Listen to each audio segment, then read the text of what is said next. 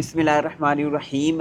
अगर किसी के वालिदैन नाराज़ हैं या अगर कोई अपने वालिदैन का नाफरमान है तो वो जो है अभी से तौबा कर ले और अपने वालिदैन को राज़ी कर ले। क्योंकि एक हदीस पाक में है कि अगर वालिदैन का नाफरमान जो है वो रोज़ा रखता हो और नमाज पढ़ता हो और उसके वालिदैन जो हैं वो उससे नाराज़ हों और वो इस हालत में मर जाता है, तो फिर क्या होगा? फिर ये होगा कि अल्लाह तबारक व तआला से वो इस हाल में मुलाकात करेगा कि अल्लाह तबारक व तआला इस पर गज़ब फरमाएगा।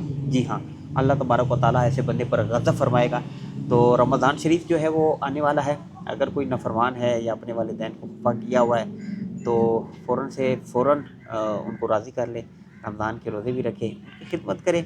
अल्लाह मुझे भी अपने वालिदैन की खिदमत की तौफ़ीक अता फ़रमाए, आप सबको भी इस पर अमल करने की तौफ़ीक अता फ़रमाए। अस्सलामु अलैकुम व रहमतुल्लाहि व बरकातुहू।